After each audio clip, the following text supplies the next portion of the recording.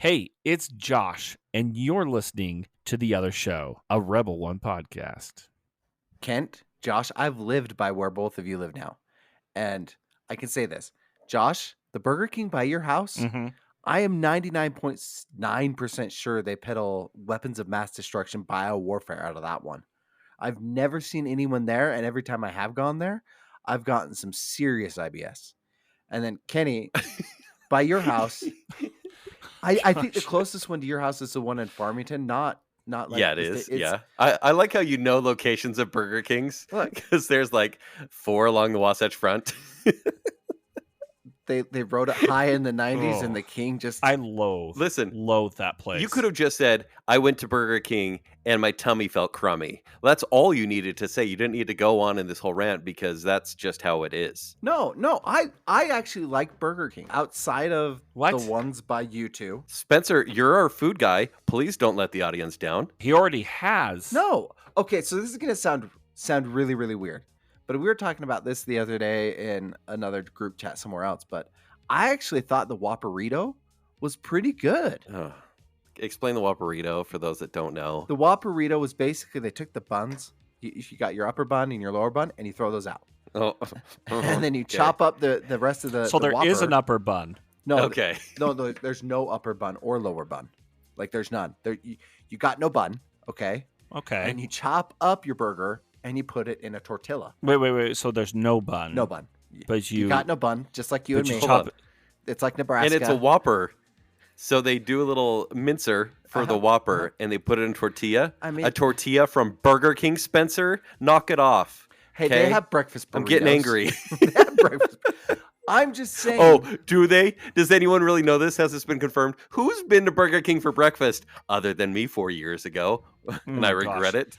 I have been to Burger King only 3 times in the past 15 years, and I remember each and every visit. No, Spencer, I am. I am reconsidering my ranking right now because I'm thinking the last time I went to Burger King was to get the Ghost Whopper, the Angry Whopper, and that was with Brock Cordingley, and we were kicked out because there was homeless people outside. They closed their lobby at like 4:00 in the afternoon. Okay, so there's that one, and then the time before that we went for work to get the Angry Whopper because I actually enjoyed the Ghost Whopper even though it was slightly metallic, and that was the one by your house, Kent, and it was slightly metallic. Yeah, and mercury in it, like. Yet another reason not to eat at Burger King. But they have surge sometimes when the machines work. Yeah, so they got this. They got the shipment of surge that when what was it? Coke ended their supply back in 1999. They sent it all to Burger King and they froze it, and that's what you get in a slushie. Spencer, this is a place. Now it's like a fine wine. Yeah, right. Surge, the fine wine. This is a place that they accidentally made a burger that changed the color of your stool, right? They accidentally did that, and then they recalled it, and they're like, wait a minute, that's funny. Let's do it again. That's what you're talking about. This is bottom of the fast food barrel. And then they started doing the same thing to just the regular Whopper. No, okay. No, the bottom of the barrel is Carl's Jr., and I'm going to catch some heat for this. But Carl's Jr., I have not had a good Carl's Jr. in ages. They rode the early 2000s like Paris Hilton rode that bull in the commercials, and once she got off, they got off as well because that place sucks. Like, you're crazy. You're crazy. It's never been that good since they bought out Hardee's. Ever since Karl Malone went away from Hardee's. Wait, hold on, because I feel like you're the only one that knows this. Because when I tell people I used to watch commercials. I used to go to Hardee's as a kid. Mm-hmm. My mom would take me there because we were very cheap. And, yeah, you got the silly sack, right? Up until I was probably, honestly, 23 years old, I never once had a Happy Meal because they were $2.99.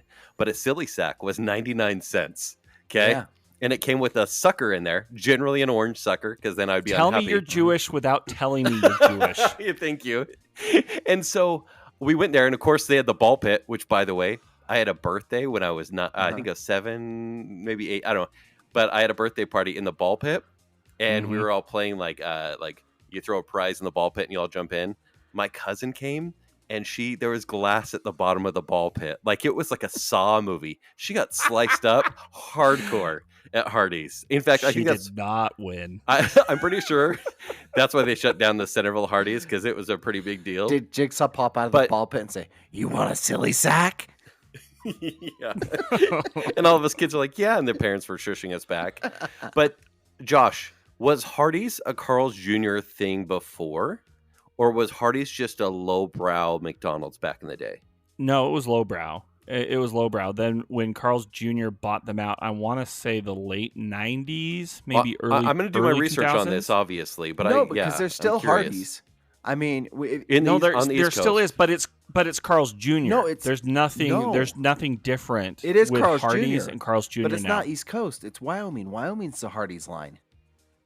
Really? Yeah. It actually kind of follows the Louisiana Purchase boundaries. No, it does. Stop if you it look right at now. It. Look, No, seriously, you're like, asking look two at fat it. guys American history, and yeah, it's the Hardee's line. It's the Louisiana Purchase. We know everything by our fast food history. I was saying American history or fast food, because it's one and the same. But Josh, do you remember the commercial that goes, "Are you ready for some real food?" And then Carl Malone went, "Hardee's." Yep. Oh yeah, dude. I remember the Bountiful Hardee's would get shut down regularly for Karl Malone commercials, because that's the one that they would use. Okay. And it always make me mad because, like you, because we're the same. We grew up the same kid. Yep. Practically. Yep. My mother would always get us silly sacks from Hardee's. Right. And I just remember that they would shut down the Hardee's because of Karl Malone. And we wouldn't get our silly sacks. You That's guys rude. shut up about your silly sacks. I wish I had silly sacks. You know what I got? I may not be Jewish, I may not be Greek, but I am 1,000% Mormon with 9 kids in his family, because we got the Arctic Circle bag of burgers. It was 10 burgers for $1. Oh, wait, that's right. Hold on. Back it up. $10 for $1. 10 burgers for $1. Yeah, that's what I meant. Sorry. Yeah, 10 burgers for $1. Mm-hmm. That's unbelievable. Was there meat in there? Was it actual food? 1/8 of a pound patties. Did you sit on the saddle as you ate your burgers? No, 1/8 of a Probably pound. just a drive-through. They were too cheap. Or 1/10 of a pound. Get out of the car. No, that's insane. Were these like 3-day-old burgers? Like, what's going on here? Have you never had? They still do it. I mean, it's more expensive now. It's like $5 for 5 burgers. But you can go up and just say, "Hey, I want a bag of burgers," and they will throw together like the 1/10 of a pound patty with the chopped onions, lettuce, ketchup, pickle. No mustard. They got to cut the cost somewhere. And that's your burger. You get them all in a bag, and it's a bag of burgers. Stephanie will back me up. They have this in Preston still. I see it advertised every time we drive through. No, I think Arctic Circle. I think you've found the new low tier of burger places, and that is Arctic Circle. Their ice cream's fine. I don't know though, because Burger King though still does not sit right whenever I have it. And granted, 3 times in the past 15 years. Yeah, but you remember. Oh, I remember every trip and other trips soon after eating Burger King. So Sure. No, I don't know. I would say we should tier this, but we'll leave that for your other show, Kenny. No. Yeah, because we own tiering. Don't be afraid of tiering.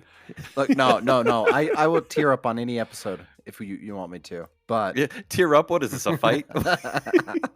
You want to tear up right now? Let's tear up. Spencer cracks the knuckles. I'm gonna admit something to you too. Hold my loops. One of my guilty pleasures, and I'm not going to talk about my food guilty pleasures because we've already talked about those dirty secrets, like the McGangbang. You know, you got your double cheeseburger and your spicy chicken. Yeah. And throw out your lower buns because who needs those? Mm-hmm. Uh-huh. That's dang good. But no, my guilty pleasure, speaking of American history, is those fast food history shows on, I think, Discovery Channel or History Channel. Yeah, History Channel. Where they have dramatic reenactments of like the Burger King brothers inventing the charbroiler. Or the most recent one I watched was the one on Pizza Hut versus Domino's. Really? Oh my gosh. They are. Okay, I want to check this they're out. fascinating because you got these like no-name actors from like the community theater that are playing it totally straight. And one of them's playing Chef Boyardee, getting offended that they wanted to anglicize his name to Boyardee rather than Boyardee. Like, I love these things. And I learned so much. Like, did you know that Chef Boyardee was originally like a popular Italian restaurant, and they sold the sauces in mason jars out of the kitchen? Is it the same kind of sauce they have now? Oh, heck no. They use ketchup now. Okay, good. I mean, it'd be like a fancy Bountiful restaurant using Little Caesar sauce for their pastas. Right. So you piqued my curiosity now. I have to ask the two of you, Domino's or Pizza Hut now? Not growing up. Now? Domino's or Pizza Hut right now? Domino's. Right now, Domino's. Yep. Hands down, right? Yep. Domino's. Yep. Why is that? Because what happened from our childhood to now? Did we change? No. Or did they change? Domino's Okay. changed. Domino's changed, and this happened while I was on They my did. LDS mission to Argentina. They had the worst crust, and they got feedback about it, so they reinvented their crust. They went back to the drawing board, Yeah. and now they have the flavored buttered crust.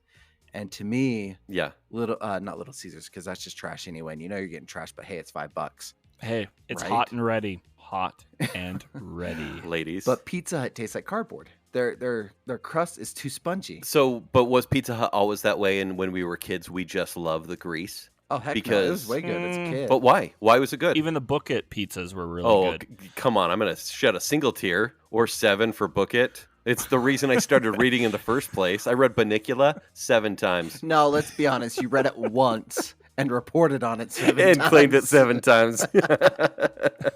It scared me. Actually, I'm gonna blame my mother for this one. But apparently, if you're homeschooled, they'll just give you the certificates. And What? when you've got 9 kids, then your kids definitely read 9 books, right, Mom? Hey, Josh, I need to know this. Now we're just through this rabbit hole. Since you were the same kid Yeah. as I was, when you were doing Book It, sorry, Spencer, I'm leaving you out just because you're a little bit younger. Hey, I went to the Pizza Hut buffet. I remember that. Okay, you went like the week it closed. Sure. Okay. Josh and I lived there. All right. The No. 80s So- kid for 30 days right over here. And you were playing Miss Pac-Man on the tabletop there. We all know it. So when you went to get your free pizza, Uh-huh. did they have the Land Before Time hand puppets? Oh, heck yes. Yes, I actually do remember those. Spencer, you were 3. No, I No, was you not. That was don't. No, you 95. I was don't. 5, and I bet you 95? anything. That movie came out in 89. The movie came Spencer. out in 89, but the hand puppets didn't. Okay, we'll give you a break here because Land Before Time has what? 14 movies, yeah. 25, 14 movies, whatever it is. But I remember that. Oh my gosh. Yeah, really the coolest thing. They probably lost so much money on those because they were awesome. Do you remember when Little Caesars used to give out prizes with their pizzas? Yeah, did you dream this? What do you mean? No, Yeah, crazy bread? no. Like with their pizza, they gave out little action figures of the Little Caesars, like Caesar's pizza guy. Like I had one that was like bathtub toys. Do you guys not remember this? Okay, I'm not making this up. I never bathed with the pizza guy Wait. ever. You went and paid $5 and you got a bathtub toy. No, this was What? before they were $5. Little This is a sponge that grows 4 times Caesars its size. Pizza. toys. Don't want that one showing up in your bathtub. There's a Roman in my bathtub, You Mom. can find them on eBay. Oh, are you looking right now? Yes, I have no idea what you're talking Oh. about. My first job was actually at Little Caesars. Was it really? Yeah, and I don't remember any of those things, Spencer. You guys know I worked at Domino's for a while back in the day, right? No. This was like 2011. I did delivery for a couple of years, and I think this was right after they did their change of pizza because I was like, Domino's, whatever, it'll be some money. And by the way, I do have a lot of stories about Domino's for another show, but I worked there and still enjoyed the food. So for me, that's pretty telling that I'm like, oh, I could still eat there and be fine, even though I worked there for a couple of years and would eat all like the reject pizza and everything like that. So freaking, we just need a pizza show We do. or multiple. I was going to say, I'm the same way with Little Caesars Pizza. No, I actually get so mad at my kids because, one of them really likes Little Caesars, and she doesn't even know how much it costs. I will spend more money on pizza because I want good pizza. And she's like, no, Little Caesars tastes the best. I'm like, don't say that because you're guilted into being a little bit Jewish here. Like, just get the best pizza, but it's her favorite, and it's ridiculous. No, at least you can get the thin crust pizza there because then it's like an upscale Totino's. I mean, it's like $2 more, Yeah. but it's slightly more I upscale. love that thin crust pizza. Okay. Holy Well, I think cow. we're all hungry, and it's like, No, I will say this. The best pizza that I've gotten, like chain pizza in Utah. Yeah. So this isn't like local to Utah, only like the pie or something like that. Have you guys had Hungry Howie's? yes. I've had it like once or That twice. is the best delivery place in Utah. And you've got to get their ultimate pepperoni cheeser with extra mozzarella. I mean, you're basically eating a block of cheese with pepperoni in it, but it is delicious. I think too much cheese is too much cheese. I know that's a weird take. but the pie has taught me that there can be too much cheese. What are you, lactose intolerant? A little bit, actually. Same. I know, Josh. I know this. My work bought the pie on Friday. Yeah. And I suffered for it. So, was it the meat lovers? Because that thing is ridiculous. Oh yeah. my gosh. Like, that thing has buckets of grease. Yeah. But the barbecue, oh my gosh. Okay. No. Or the only buffalo. one there that I Anyways. like is the pepperoni. Spencer, Anyways. we gotta let this die. Anyways, no, I'm not gonna let this die. No. Kenny? Let's take this conversation over to the other group, because I know that there are listeners who have opinions and strong opinions about pizza. And I know there's got to be other people that remember playing with the Little Caesars pizza in the bathtub. Yeah, that was a dream. That was I put a link in our chat here that you can take a look at, and I can prove you wrong. Okay, Spencer. We should have that conversation. If any of our listeners remember taking a bath with the Little Caesars guy as a that kid, sounds wrong. Go comment in the other group. You're like some guy in a Facebook. toga. Show me on the pizza where the toga guy touched you. The pepperonis. Anyway, I would And- comment in the other chat if I could get into the other chat. You're not allowed, okay? No, What'd you I do? set up a Facebook. I deleted it over a year ago, and I set up a Facebook just so I could go in to the other chat. And within 2 minutes of me setting up a Facebook, I got banned and blocked from the other group. It's not our fault. I think you've been banned before by other groups, and so that's just what happens. Yep. Yeah. I should be able to get back in by the time this episode airs. Okay. We'll see.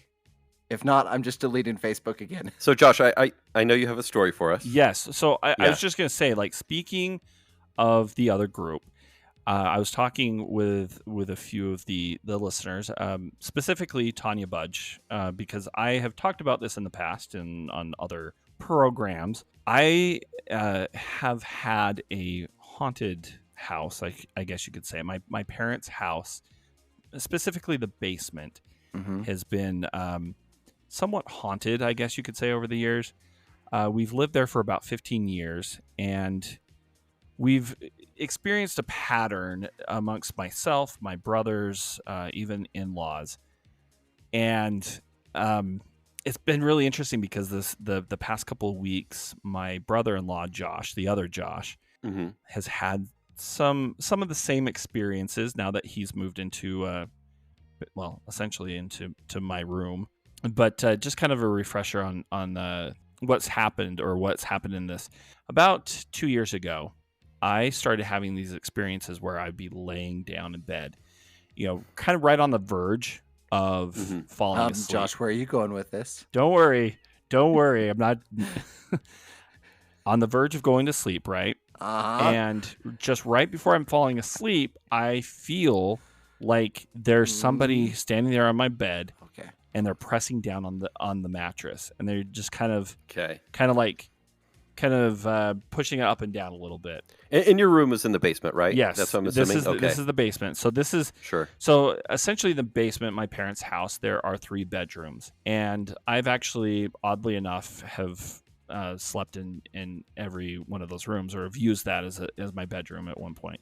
But every night for about 2 to 3 months. Wow. The same thing, right? Okay. Got to the point where it was just like I just didn't even want to go to bed, or I would just get so tired that I'd zonk out that I couldn't feel the movement and everything. And it was just the movement at the edge of the bed, nothing else. Yeah, and it would also happen though sometimes if I took a nap in the middle of the day. And I would feel it. And the thing is at first I thought it was just, kind of like those kind of, I don't know if you'd call it night terrors or. Well, that's what I was kind of thinking, like if your body has some sort of vertigo thing where when it just kind of sinks into sleep, you kind of, your body has tics or something like that. That's what I was kind of wondering. Or like when you catch yourself falling in your sleep. Yeah, exactly. And that's kind of what I thought it was for a while. But it got to the point where I would wake up and I would be very aware of my movements and everything, and I would still feel that movement. And it felt like somebody's hands were just pressing on the mattress and it was moving. And so I kind of I had no idea what was going on. I gave this ghost the nickname of Bed Ghost because I wasn't the first one that this happened to. It happened to my brother Ben. Yeah. He'd come home from a ghost investigation, and he had the same movement on his bed. Was this the one that threw his backpack off of a chair? It didn't throw a backpack off the chair. You're saying that was a tall tale told by that was a little Okay. that was a bit of an embellishment by somebody else, but weird. Okay. but yeah. So anyway, yeah, nothing has been thrown in that basement or anything. It's been mainly feeling presences around or feeling the movement of the beds. And Kent, Right. remember he said can't be vertigo, Yeah. and it can't be what do they call it? Where you can see like the shadow people in your sleep. Yeah, it can't be. Yeah. that What do they call that? Yes. or sleep paralysis. That's what Sleep it is. paralysis. Yeah, it yes, can't be that because Josh said it happened to Ben, it's happened to him, and it's happened to his brother-in-laws. Right. They're slept Okay. in the room. Okay. Yeah, and so it happened to my sister-in-law. It happened to Luke, my brother, and it also the other thing that would happen sometimes is I would just be woken up in the middle of the night by hearing my name called. It was usually What? just What did the voice sound like? it was more so just like a Josh, just like that, just really Jeez, quick. okay. But that also happened to Ben. That also happened to Luke. That also happened to my sister-in-law Julie. And so there's this pattern, right? And I've noticed because it started happening to my brother-in-law Josh that it really happens a lot during the winter months around January to about March. So I just had family dinner this past week with the family, and I was talking to my to Josh about this, and he's like, it happens every night. I'm like, well, welcome to the club.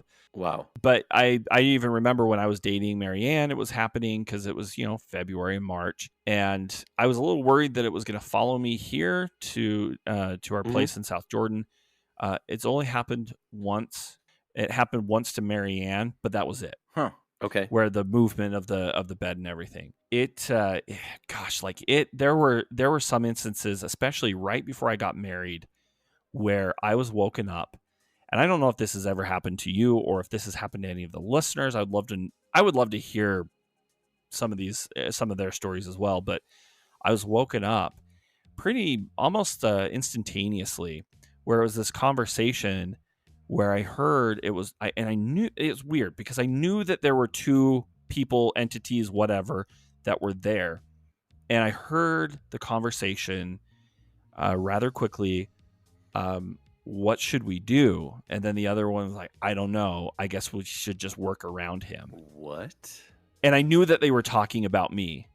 And so I woke up like immediately. I knew exactly what it was. I knew that it was these spirits or whatever. Josh, did you have a grandma and grandpa or aunt and uncle that used that room? No, not in the basement. Granted, we have had quite a few people that have passed away in our house. My uncle Nick passed away last May. My grandma passed away about 5-6 years ago. Let's be real. The Hansons have been known to poke a few dogs with sticks. You guys do a lot of investigating, starting with Ben. True.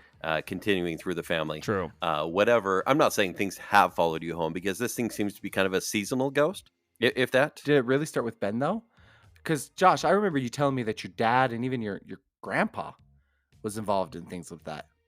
Well, like Area 51 type aliens, stuff. yes. My grandpa actually used to work for the Air Force and would regularly go to Patterson Wright Air Force. I might have mixed those two up over in Ohio, which is a big UFO place. But as far as like spirits and ghosts go, as far as us recognizing it, okay, it really probably was more so about 10 years ago that I think we figured out what was kind of going on. Yeah. Just because that's when Ben started really getting into a lot of the paranormal, which we did as well. And I think just over the years, I've become more sensitive to feeling presences and everything. I mean, I guess you could say kind of an empathic in a way. I mean, I hate Sure. saying that because people who generally say that they're empathic are Right. not. I actually hate that term, but it's fine. No, I do too, No, especially but because considering sensitive. that, yes, Sensitive is how I Yeah, I see was it, gonna right? say Right. empathic. I hate to say that it's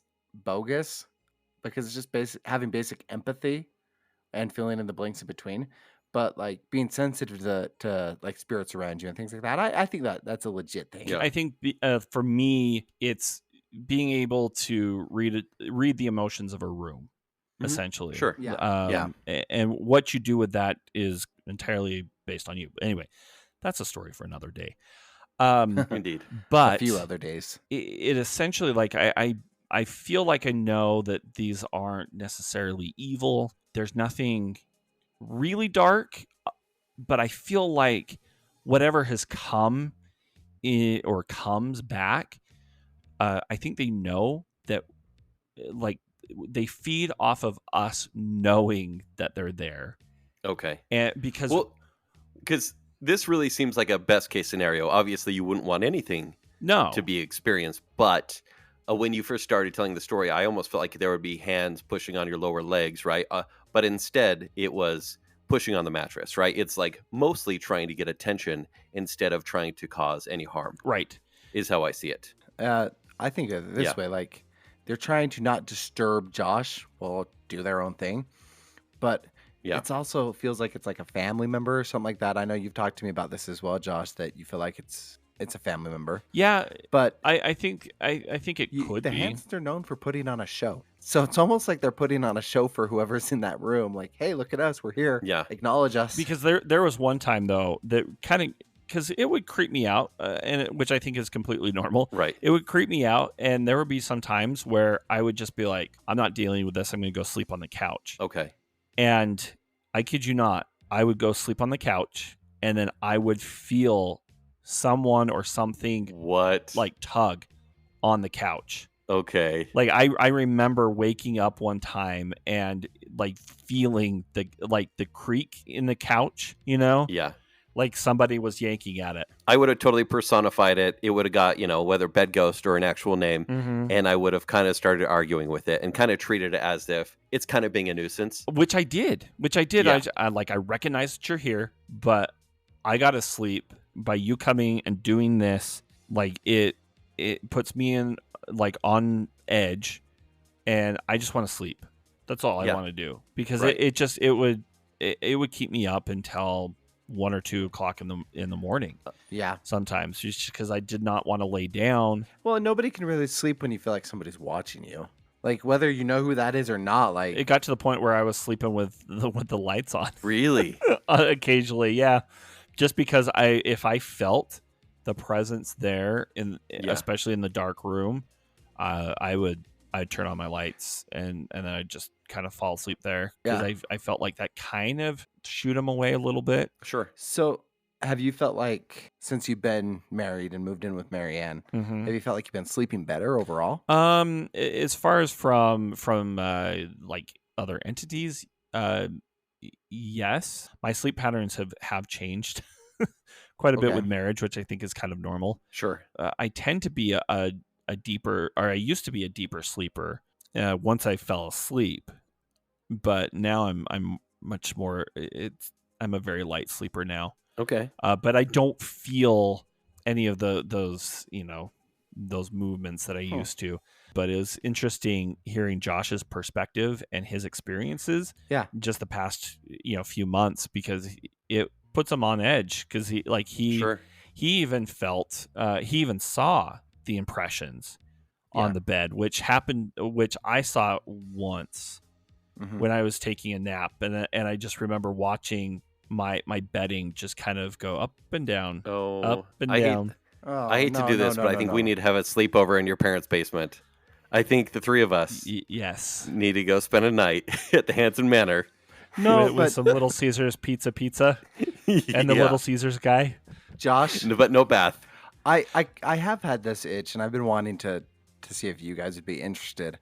And I know Kenny P, your neighbor, my coworker, has been asking if we should do like a small ghost hunt, Yeah. like at Fort Douglas or I- something. You know, as much as I've been affected by bed ghost or whatever, I still absolutely love paranormal investigating. Spencer, I like that you're like, Josh, are you sleeping okay? And he's like, yeah, I'm doing better. And you're like, hey, you want to invite some darkness into your life and take that away? How about that? I mean, granted, you know, the three of us haven't had the best track record with ghost investigations in the past. Josh, I'm going to be completely honest. My track record, the worst thing that's ever happened to me I take this back because there was that one time back in 2009. That was dark. Mm-hmm. But the only other bad thing that's happened was I'm really sorry, Kent. Like I am so sorry.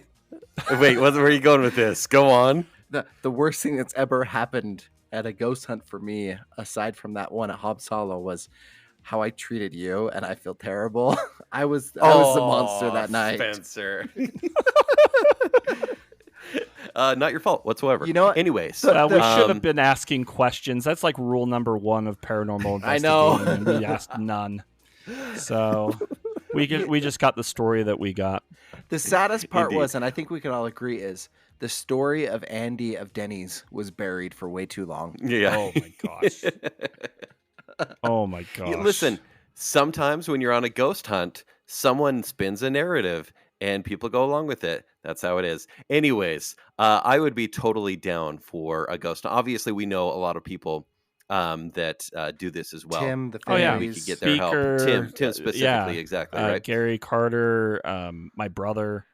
Right. Yeah. So See when Ben's in town next. Maybe we could do just a small group somewhere. I'll have to check because I think he's going to be in around Easter. But I know if we plan it well enough too. I mean, granted, I want to do one as soon as possible, but we could probably, if we got some guaranteed, people that would shell out maybe $10-15 or something like that, we could probably get Ben to do an investigation sometime in September or October. Yeah. Okay. Yeah. Quit teasing us. Let's do this. So it needs to happen.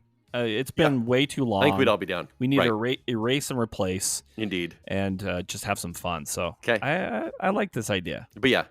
But also keep us posted. I mean, we were almost veering into scary story territory, which we all have. Yeah. But we have to save that a little bit. I know people are like, no, give it to us now. That's fine. Maybe we will do a scary show coming up. A scary show. But Kent, I have a confession to make, and it's not that I treated you like crap in the past. Oh my gosh. I'm just giving you the apology that I never did. So yeah, it's all good. As far as scary stories, I know you want to save them for Halloween because at one point we were on tis the season. Yes. I hate Halloween. Like I all the way hate Halloween. It is my least favorite time of the year. Why? I don't know. I've just never really super enjoyed Halloween. I think it's the best time of year. Think about it. The leaves are falling. The weather is crisp and perfect. It's moody. Everything smells good. There's pumpkin spice in the air. And you can dress up like a weirdo and get away with it. You get candy from people, and you can watch scary movies without looking like a weirdo. It is the best time of year. You just described Thanksgiving at Comic-Con. You're a bad person for saying that. Okay? Listen, it is... Oh, I don't understand this. I need to dig deeper with you guys in scary movies, maybe. It probably is, and I'll be honest. The number one thing is I had a few experiences in Argentina that I won't share on the show just because I don't want to invite that in my life. That kind of tainted me on certain things. And sure, then I bet. Number 2 would be corporate American culture has ruined Halloween. Because when I got home... You don't like trunk or treat, huh? No, I don't like trunk or treat, but even more so than that. When I worked at a place in Rexburg, Idaho, called Melaleuca, they dictated what I could dress up as every year for Halloween. So you had to go as like an MLM or something? No, no, they gave us a paper every year that explained why they weren't an MLM. That means you are. No, so they said this is our theme for the year. Is that what you're talking about? Yeah, every year they'd say this is our theme. By the way, this tangent throws off the rest of the show. Yeah. So I'm sorry. Did people call in? We can't get to it this week. I'm sorry. Maybe we should circle it back to Burger King. Let's get him back on track. Yeah, that'll help. No, like one year is Cowboys. And it's like, can you name something more cliche for people in Rexburg? We're not even allowed to wear suspenders and overalls. We can't wear overalls on campus for fear of making fun of the farmers. Like, that's a legit rule at BYU, Idaho. And now you're going to make us dress up as Cowboys in Idaho? Yeah, no. And then another year, it was Storybook, and our team was assigned Little Red Riding Hood. How many like freaking costumes can you get a 10-person team out of Little Red Riding Hood? I'll be the wolf's leg. Yeah, I'll be the wolf's leg. Huh? What is this, Voltron? What are you talking about?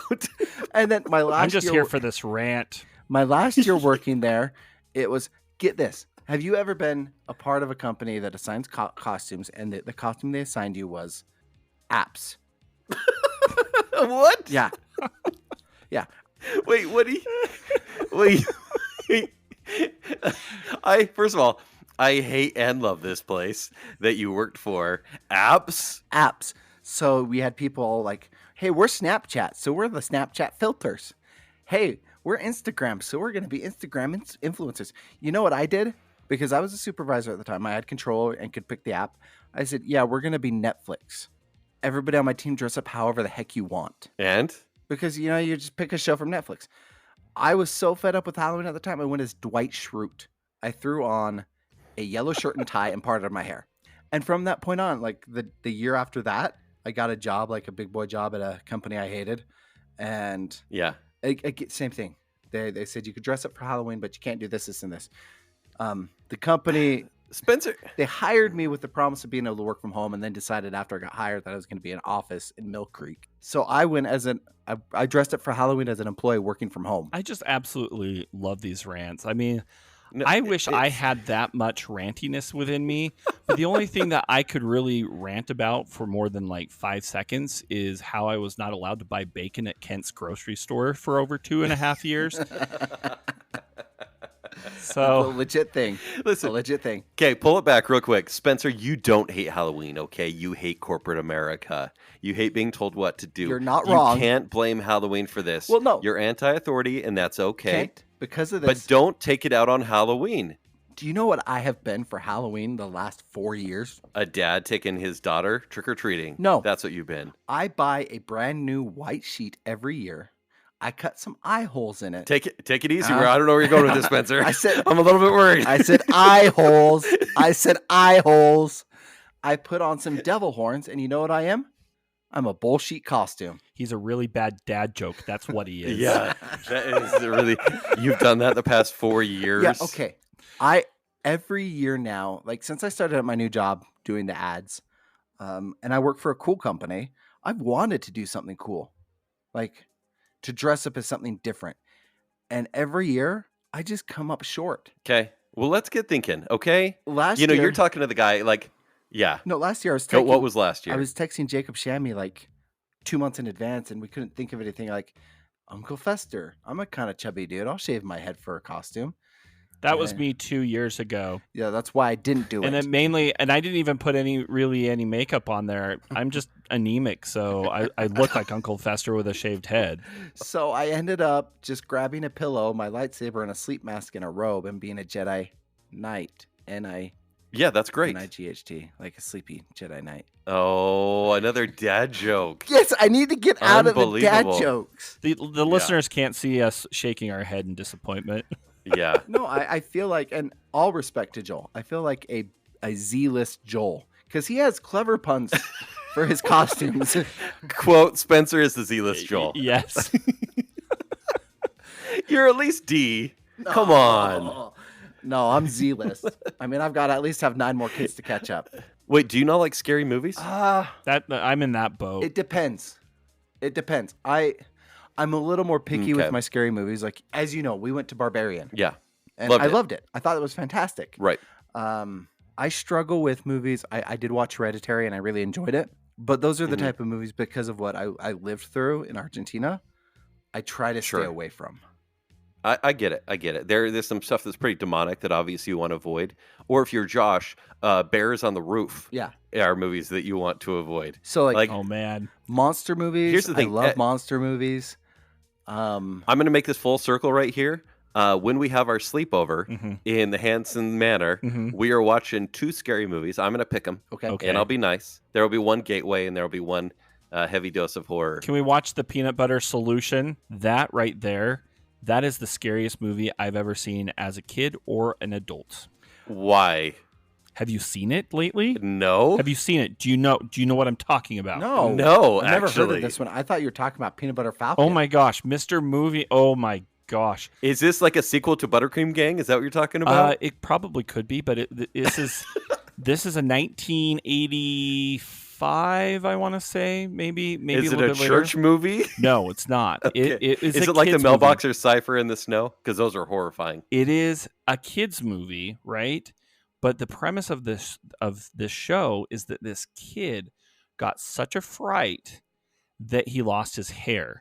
And to find a solution to grow back his hair, these ghosts gave him a recipe for a peanut butter solution to grow back his hair. Okay. But he ended up like I feel like I can't like spoil this for you because we have to watch this now. No one's going to be able to find this movie anywhere. No, Please you share. can. Challenge accepted. I have found some pretty weird things for you, Kent. Hey, take it easy. You can watch it on YouTube. You can also watch a documentary on YouTube about how disturbing this show was for kids growing up. Maybe don't spoil it, but kind of tell us why you got so scared. It is okay. So essentially, the hair grows back so fast and so much that this guy, I can't remember exactly what his role is, but essentially he kidnaps the kid and he uses his hair as paintbrushes in the sweatshop. Oh my gosh, this is a real thing. It is really a thing. It also, side note, this was Celine Dion's first movie credit. She actually sings the theme song to the Peanut Butter Solution. What? Cut it out right now. No, I'm like dead serious. 1985. Yep, 1985. There's a documentary that goes with this that is phenomenal that you can watch on YouTube. But this thing scared me, and still, like whenever I think about it, it's just this uneasy feeling. So that makes me want to ask Kenneth. Well, I'll tell you what movies traumatized me as a child, and then I want to know what ones you watched as a child that caused you not to be traumatized. Because I remember as a kid, pre 8 years old, watching. I don't know, was it pre or after 8 years old? The first thing that really traumatized me was the Boy Meets World Halloween special. Oh yeah, it's great. Like that. Yeah, they always did a great job. The one with, and I've gone back and watched it to face my fear, and it's actually kind of funny. We'll always remember he was this high. Yeah, I still remember that from when I was a kid. Yep. The other one though that really scared me was a troll in Central Park. What was Don Bluth thinking? Oh yeah. I don't remember anything about that movie, but now I'm going to watch it. The Secret of Nim. That was another one that scared me. That one didn't scare me, though. The Secret of Nim, I watched that one on repeat. But Troll in Central Park, don't know why. Oh, those rats. Terrified me. They were jerks. Okay. I'm making a list, and Return to Oz is going to be at the top of that list. One. I don't know if you guys have seen that. Yeah. That one didn't scare me. We had that one on a janky VHS that my aunt What? did. How did that? With the Wheelers? Yeah, that didn't scare me. And the me. lady that switched heads? Spencer. And you're afraid of a troll in Central Park? Yeah. Yeah. You know, I will say flying monkeys can be rather intimidating, but they're pretty harmless. And the clock dude, and was there a room of heads in there? Okay. Oh. Okay. Listen, Josh, I think we need a cut this week. If it's okay with the listeners, I'm very sorry. We have like 4 messages to get through. I think we have to save them. I think we have 5 actually. Can we save them till next week? Will people be patient? I'll fall on the sword on this one. I think we should. I think we can sit on them for a little bit. Okay. Okay. And that will give me a chance to catch up on a show that you guys have watched. So we'll save it till next week. And just to tease that show, the only problem I have with it, because it is just so gosh darn wholesome, is that they wear their cowboy hats while driving. I can't wear my cowboy hat while driving. It hits the headrest. So if the Holmgrens know how to solve that problem, let me know. He is so ranty today.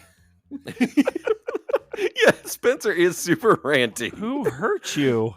Who hurt you? I'm just saying it's wholesome. But Spencer, I know something you won't rant about. So Josh, we did go see a movie without you.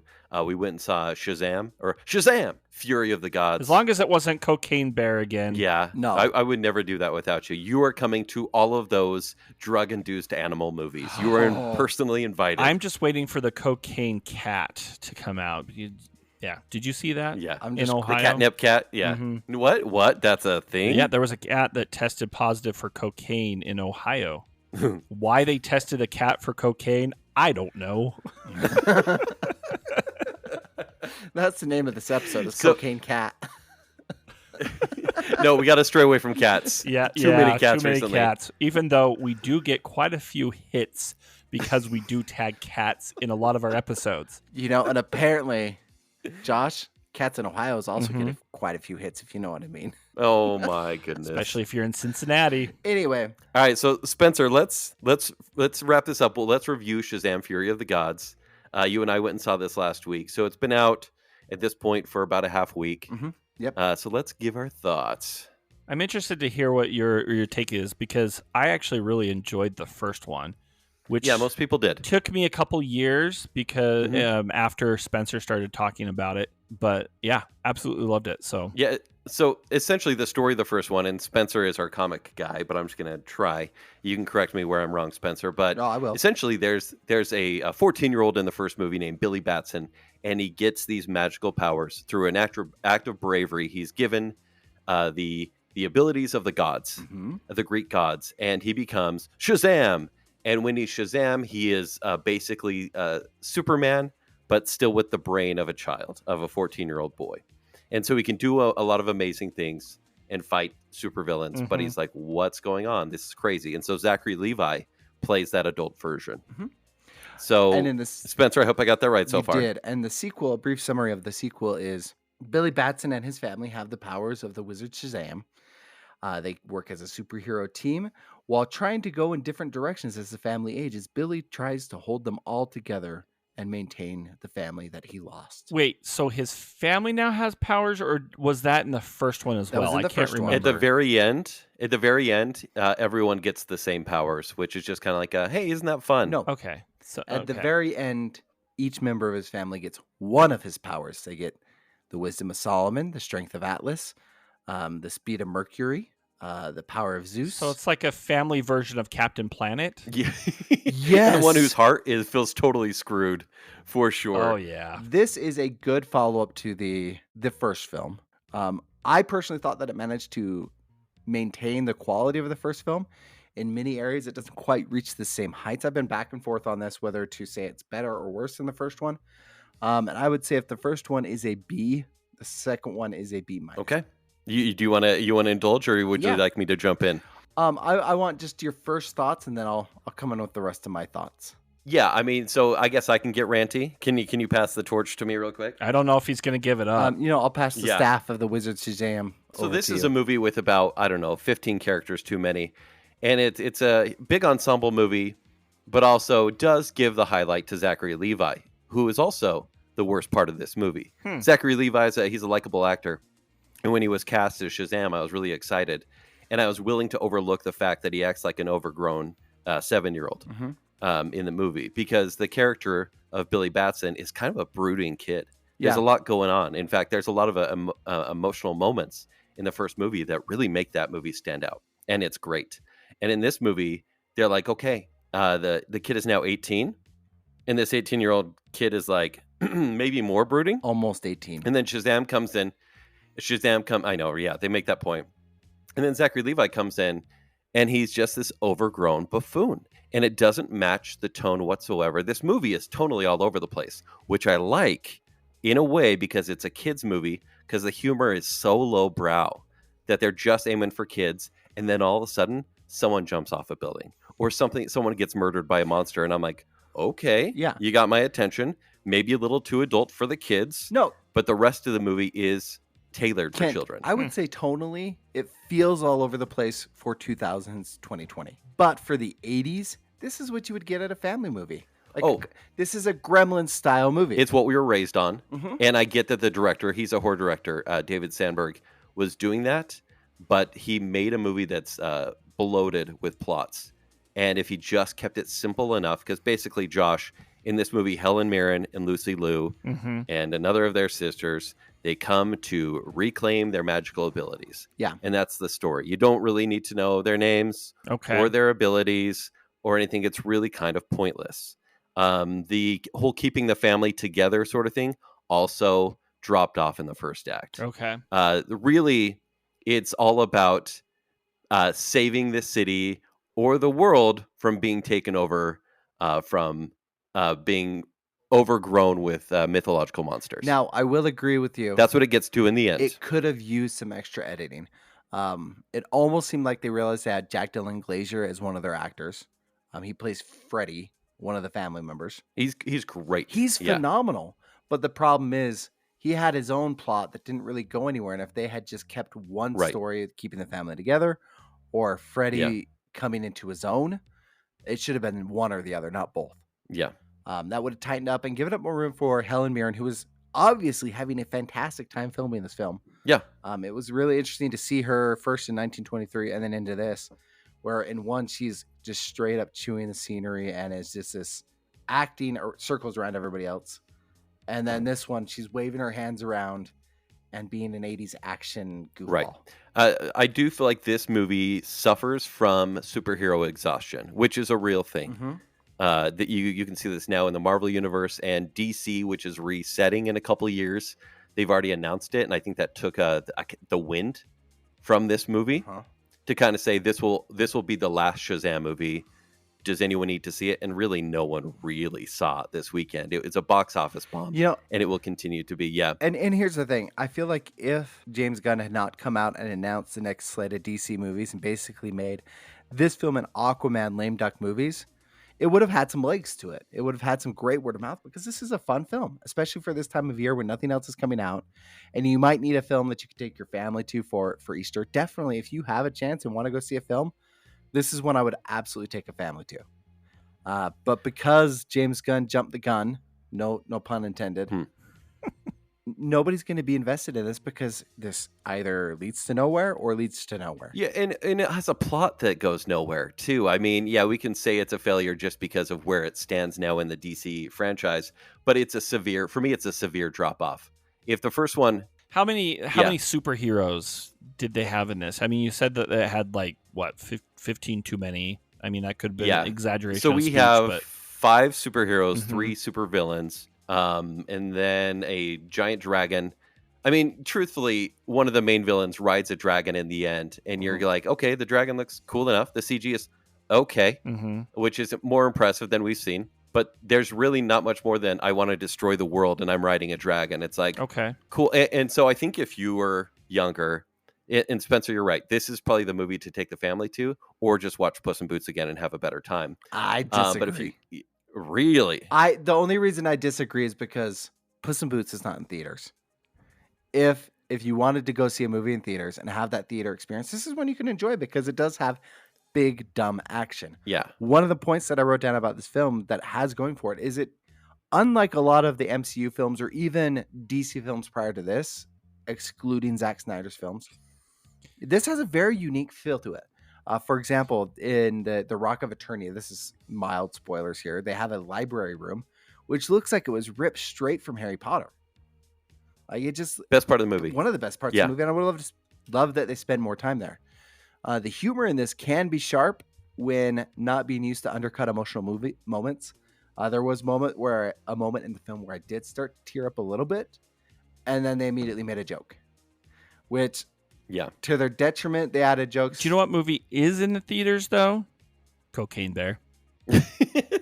Well, and John Wick will be here in 2 days. Shortly. Oh yeah. So John Wick is the movie to see, and I've seen it, and it's incredible.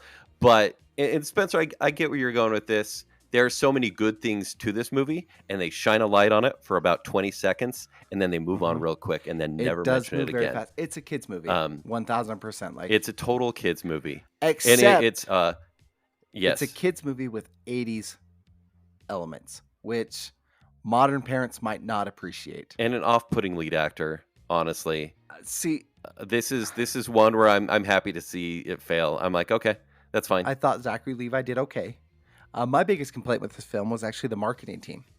there were some really clever jokes that David Sandberg had set up, and obviously did not get on board with the marketing team, or the marketing team did not communicate with him at all. They completely undercut what could have been the funniest meta joke in this film. Yeah, agreed. Okay, so we got to wrap it up. You and I can get into the weeds. Yeah, but I give this one officially, it's a C- for me. See, and it's pretty substandard. B- for me. Not quite as good as the first one, but if you want a family film to go see, and you can't take your kids to go see John Wick because they're freaking 2 years old, go see this one as a family. So Josh, yes, we're really sorry. I'm going to apologize on behalf of Spencer and kind of myself about the vents and the rants today. But please, give us some solace. It just means that I have a lot to edit out. Yeah. You know what I'm going to blame, Josh? Normally in the top corner of my screen, there is a timer that says how long we've been going. It just says uploading right now. So, well, there you go. Well, anyway, I'll just end it here. How about that? I love it. Hey, guys, thank you so much for listening to the other show. Seriously, thank you. We understand that there are a ton of podcasts out there that you can choose from. And so the fact that you lend us your ear means the world to us. So thank you so much. Now, guys, we want to make sure that we connect with you, whether that's through Facebook, Instagram, or Twitter. You can follow the other show on those social media platforms as well as our personal platforms. Additionally, we want you to join us in the Facebook group, The Other Group. It's a fun little community we hope that you will want to be a part of. So make sure to go search for that and join us as soon as you can. Now, we may be seasoned podcasters, but this is still a fairly new podcast. So please, guys, do us a solid and hit the subscribe button on whatever platform you are listening to the other show on. Whether that's Apple Podcast, Spotify, Google Podcast, iHeartRadio, and even YouTube. Subscribing helps others find the other show much, much easier. Also, leave us a review. We actually do read each and every review, even those irrelevant one-star ranty reviews. And if leaving a written review is not your thing and you want to say it, you can always call my voicemail at 801-508-4989 with that comment, question, a complaint, or even a suggestion for us. Again, that phone number is 801-508-4989. But when you're not here listening to us, remember, you can listen to me on my other show, The Party in the Back. You can hear me on my other show, Baconsale. First off, thank you for joining us in the Rock Your Socks for Down Syndrome Awareness in memory of Campbell. And you can find me on my other show,